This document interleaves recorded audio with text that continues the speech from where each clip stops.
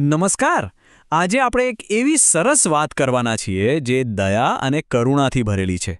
આમ જોવા જઈએ તો વાર્તા બહુ જ સાદી છે, પણ એનો પ્રભાવ ખૂબ જ મોટો છે. આ વાર્તા આપણને બતાવે છે, ખબર છે, કે આપણા નાના નાના પ્રયત્નો પણ કેટલો મોટો ફરક લાવી શકે છે. ગરમીના દિવસોમાં ઘણા પશુ અને પંખી પાણી માટે તરસે છે. સાચી વાત છે નહીં? આ એક જ વાક્ય છે ને, પણ એ ઉનાળાની આખી કઠોર વાસ્તવિકતા આપણી સામે મૂકી દે છે. જરા વિચારો તો, જ્યારે તાપમાન આટલું બધું વધી જાય ત્યારે આપણા આ અબોલ મિત્રો માટે જીવન કેટલું બધું મુશ્કેલ બની જતું હશે. તો સૌથી પહેલાં આપણે એ સમજવું પડશે કે આ સમસ્યા ખરેખર કેટલી ગંભીર છે. જો ઉનાળાની જે કાળઝાળ ગરમી હોય છે ને, એ ખાલી આપણા માટે જ તકલીફ નથી લાવતી, એ પશુ પંખીઓ માટે પણ એક બહુ મોટો પડકાર બની જાય છે. અને એમાં પણ પેલું તપતો સૂરજ, જાણે આકાશમાંથી આગ જ વરસી રહી હોય. વાતાવરણમાં ગરમી એટલી બધી વધી જાય છે કે સાચું કહું તો બહાર પગ મૂકવાની પણ હિંમત ન ચાલે. અને આ જ ગરમીને કારણે શું થાય છે? રસ્તાઓ એકદમ સુમસામ, વૃક્ષો બિચારા સૂકાવા લાગે છે. પણ આ બધામાં જે સૌથી મોટી સમસ્યા છે ને, એ છે પાણીની. તમે જ્યાં જુઓ ત્યાં પાણીના વાસણો ખાલીખમ પડ્યા હોય, અને આ પરિસ્થિતિ એ આખી જીવસૃષ્ટિ માટે એક મોટો ખતરો છે. પણ કહેવાય છે ને કે દરેક સમસ્યાનું ક્યાંક ને ક્યાંક સમાધાન તો હોય જ છે. બસ એવી જ રીતે આ સમસ્યાનું સમાધાન પણ ક્યાંથી શરૂ થયું ખબર છે? એક શાળાના ક્લાસરૂમમાંથી. અને બસ અહીંથી જ આ આખી વાર્તા એક નવો જ વળાંક લે છે. બાળકો, આ ગરમીમાં પશુ પંખીને પાણી અને દાણા મળતા નથી. ચાલો આપણે તેમની મદદ કરીએ. બસ આટલા જ શબ્દો હતા એ શિક્ષકના. પણ આ શબ્દોએ બાળકોના મનમાં સેવાનો એક નાનકડો દીવો પ્રગટાવી દીધો. આ એક નાનકડો વિચાર હતો જેણે બાળકોને એક બહુ મોટા મિશન માટે તૈયાર કરી દીધા. હવે શિક્ષકની વાત સાંભળીને તો બાળકોમાં જાણે એક નવો જ જોશ આવી ગયો.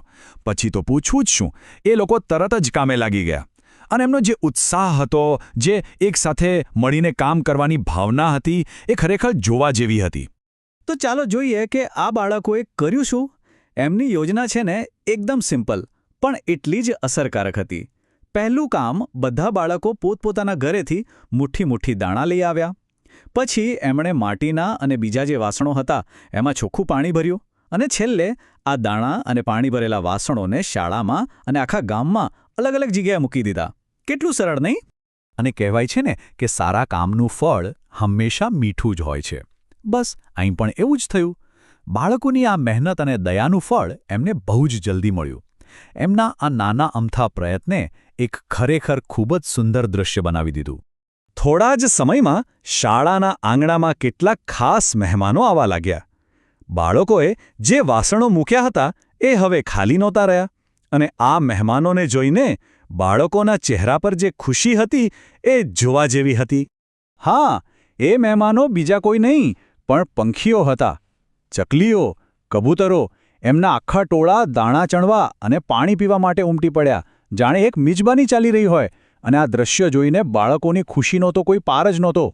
પણ એમની આ સેવા છે ને, એ ફક્ત શાળાના આંગણા સુધી જ સીમિત નહોતી. ગામમાં જે પાણીના કુંડ ભરવામાં આવ્યા હતા ને, ત્યાં એક તરસથી વ્યાકુળ ગાય પાણી પીને શાંતિનો અનુભવ કરી રહી હતી. આ બતાવે છે કે બાળકોની દયા દરેક જીવ સુધી પહોંચી રહી હતી. તો આ નાનકડી વાર્તામાંથી આપણને ખૂબ મોટો અને સાચું કહું તો ઘણો ઊંડો પાઠ શીખવા મળે છે. આ વાત ખાલી પશુ પંખીઓને દાણા પાણી આપવાની નથી, એનાથી પણ કંઈક વધારે છે. સાચી શિક્ષા સેવા અને જીવદયામાં છે. જેમ એ શિક્ષકે કહ્યું હતું, પુસ્તકોનું જ્ઞાન તો જરૂરી છે જ, એમાં કોઈ શંકા નથી, પણ સાચું શિક્ષણ, અસલી ભણતર તો સેવામાં અને બીજા જીવો પ્રત્યે દયાભાવ રાખવામાં જ છે. અને આ બાળકોએ તો આ વાતને ખરેખર સાબિત કરી બતાવી. તો અંતમાં આ બાળકોનો આપણા બધા માટે એક જ સંદેશ છે: કુદરતને બચાવો. આ કાળઝાળ ગરમીમાં આપણે પણ પશુ પંખીઓ માટે પાણી અને દાણાની વ્યવસ્થા જરૂર કરીએ. આ કુદરતનું રક્ષણ કરવું એ આપણા સૌની જવાબદારી છે. અને યાદ રાખજો, આપણો એક નાનકડો, સાવ નાનકડો પ્રયાસ પણ કોઈનું જીવન બચાવી શકે છે.